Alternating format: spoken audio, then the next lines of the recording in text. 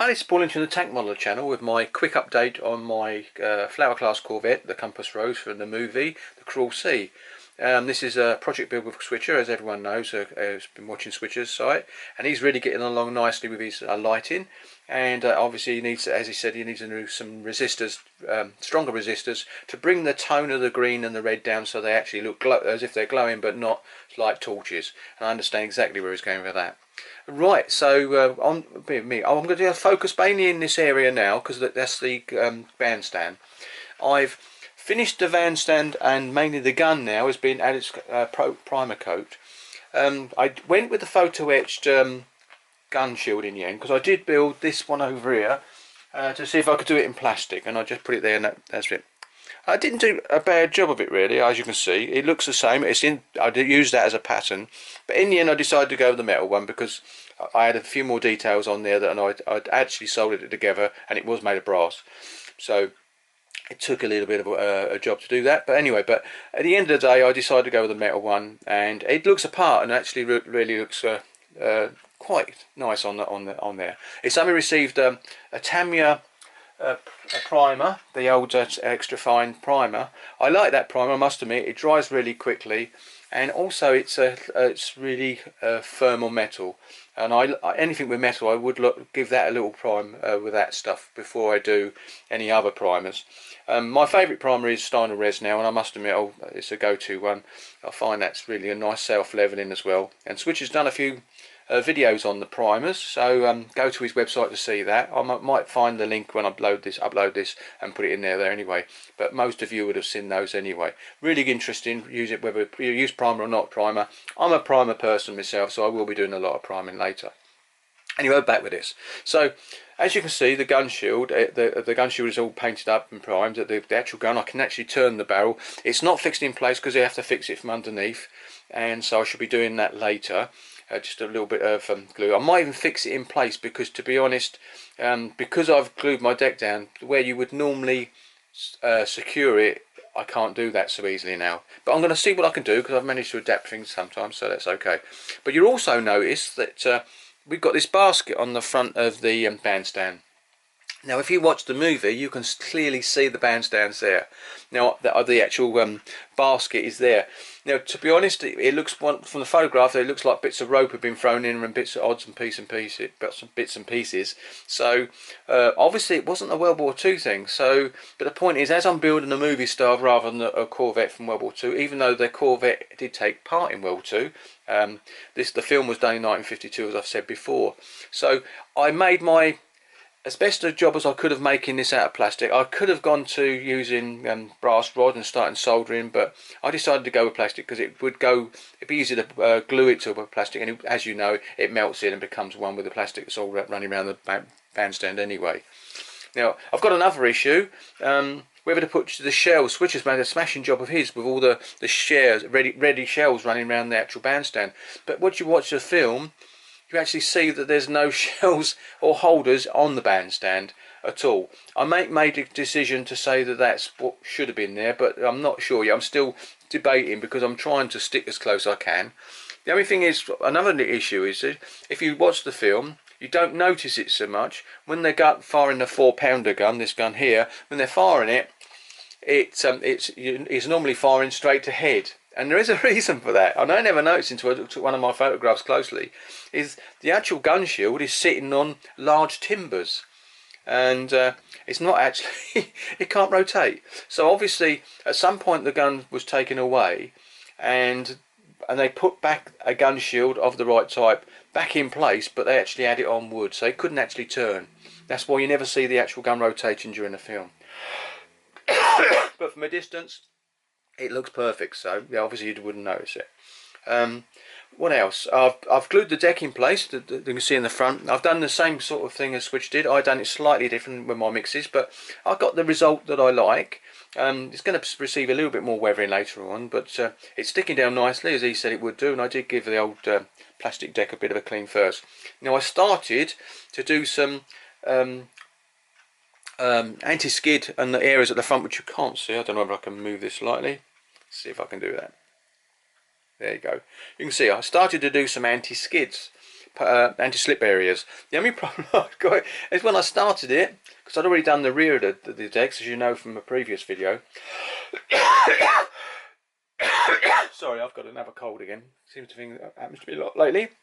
Anyway, so I started to do that, and then I run out the True Earth, which is, you know, this is the stuff I've been using for my anti-skid. There it is, and it's run out, and so therefore I've had to send for. I sent for 3 jars, so I only need 1 to do the job, because I need to do the pilotage and also this front bow area and all the other decks that are in view, including the top of the engineering section, which is at the back. If I move this again, I don't like moving it much, but here we go. Come up a bit higher. You can see a little bit more now. I don't know whether I can get this in a bit better. There you go. No, I can't zoom in. But anyway, I think you can still see quite nicely on there. I'm going to get my little pointy thing, and here it is. I'm going to use these tweezers actually. In this area, I'm going to come back so I can see what's on the camera. This area, you can see there's the compass, the actual sighting compass for targeting, as the way I look at it, and directional is there. And basically, there it is. Now, what I did is that it's not falling over now. It kept falling over because I was still. But now I've got the timber on the deck, which I might try and move this. Hold on, I think you might be able to see better. I haven't glued it down. That's just in place. Sorry about this. I think you'll see what I mean. I kind of come down. There you go. I think you can see that. If I zoom out a bit, it might come a bit clear, sharper. It does. There you go. So, oops, my little signal box has fallen down. Sorry about that. I'm a little playing with that at the moment. Whoops. This is good. Well, it shows it. I'm going to take it out, but I've been playing with this. This goes there, like that, more or less, but a bit closer back to the wall. That's where it goes on the compass. So I've been playing with. I've done a bit of texturing on the front to see if that would look like material. If not, I'm going to use some of the material Switcher sent me anyway. But anyway, you can see the main compass, the ship's compass, and the directional navigational strike targeting compass on the front. What I've done with that is it won't fall over now because I've actually drilled, and Switcher might like this idea. So you can, I've drilled a hole up inside it and put a brass rod. And drilled the hole down through the deck, so now it drops in on the glass rod, so I can actually paint these separately, then stick them on afterwards, because they've got this nice little brass rod on. I've also modified my searchlights, which go in this corner, and I think you'll be able to see that. That's my searchlight. So I've used brass because I thought it looks a little bit better. Again, I've drilled a hole, and I've got a little circular plinth on the bottom to glue it down as well. So I can paint these now quite easily.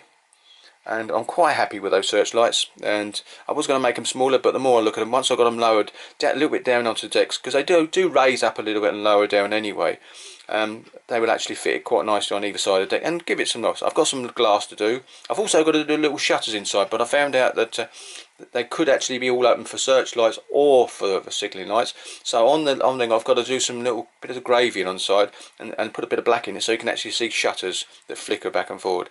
You'll mainly see a searchlight in my particular. There you go. If I got that to there, so you can see what I mean. So that's what I've done with those. They're sitting over there on those lovely clamps. So things are coming along quite nicely. I've done all the railing now and completed that, so that's okay. I've still got some more ladder to build down somewhere along the side, because I know there is one goes on top of the actual kitchen. I've also got to put the ladder inside. Now I'm going to come down a bit lower now. Excuse me again, moving this camera around. It's because it's such a big model, that's the trouble. It's not as nice when you're doing it like this. Here we go. So if I come down a bit lower, see how much lower I can go. As I say, move it back. Sorry about this. Move it up. There you go. I might be able to go a bit lower. In fact, no, I can't. So what I'm going to do is I've got to use a tripod to lower it, which I don't like doing like this.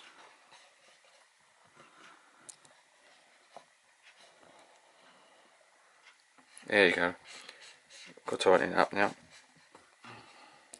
That's the trouble with this method anyway. But there you go. So if I come in like that. Now, if I come in and I'll bring my lights down a bit lower so I can get a bit more directional light in it. There you go. I think that might make a difference. Do that.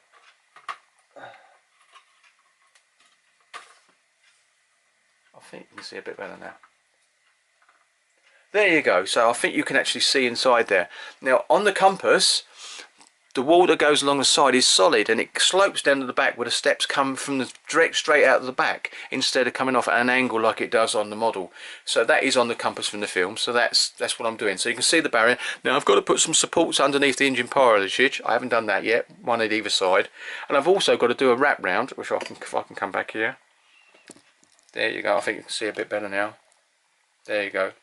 Because I've built out, I think you can see this much better now. I've built out at the back here, which is like it is in the film, and I've got a porthole either end. So that must have been the extension they've done into the radio area, possibly after the war, I don't know. But the point is, it's there in the film, so that's what I'm actually trying to project, as you know.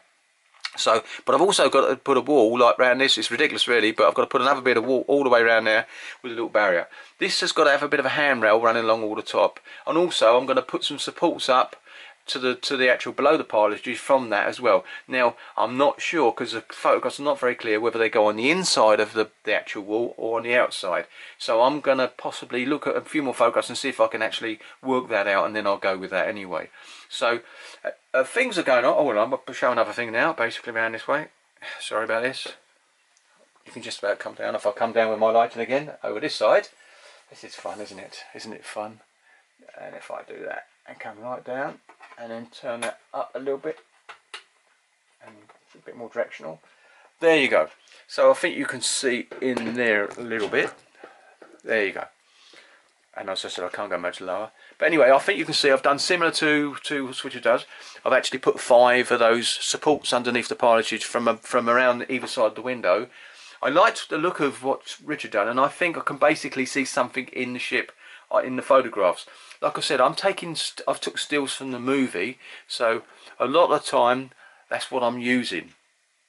And there you go. These actually act exactly like they should be in the compass rose. The same on either side. They're mirrored, and these are actually made from obviously L angle, as I call it, angle iron, I should say. And my new lamp picks, you can see a bit more now. I've actually replaced the ones I had on there last time. There they are, and I've got some nice brass lamps to go on there with the colour coding inside as well. Now I don't know whether you can see the gun. If I turn the gun slightly, there you go. If I move that, I don't know whether this will zoom in anymore. No, that's as far as they go. But if I turn it slightly, there you go. I think you can see it's got some nice details in there. Is it actually the wheels are inside the turret that actually raise it and lower it and turn it round on its axis with the gearing that goes through to the base of the gun. So I'm really pleased with how far it's going so far. I've got a couple of weeks of doing other things a little bit now, but I'm still going to do modelling in between. But my next project now, because I'm waiting for the anti-skid, I'm going to now move to my little bowl. If I move this, my little bowl, which has got the Hurricane that goes on the back, the actual pom-pom that goes on the back. You can see it there. I had started a little bit, and it's photo etched bits and pieces, so I'm just put that there you go. You can see them. I put them all in the bowl, so I've got to do a bit of bending and gluing and sticking, and I'm going to be working on that next. So both the armament will be done then. I'm going to put that back to front. I do like it looking at the front. There you go. So, oh yeah, another thing I did do, and you might just be able to see it now, is I actually drilled the barrel out to give it a little bit more decisive. Now I went in about just over 2/16 of an inch into the barrel, taking it very gingerly with a pin vise, because it was the safest way to do it, and really pleased the way it come out. So that looks nice. It's got a nice little barrel there. And another thing I'm going to do, and I might be using either tissue or, as I said earlier, Switcher sent me some cloth, and I might be making a bag for the gun. The old weather cover, I suppose it would be. It goes in the centre section. It's like a tarp that goes all around it and hangs a little bit below the barrel.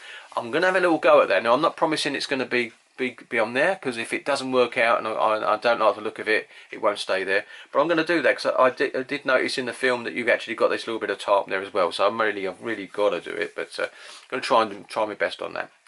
Right, here we go. So that's the end of this little update. I think that's it really.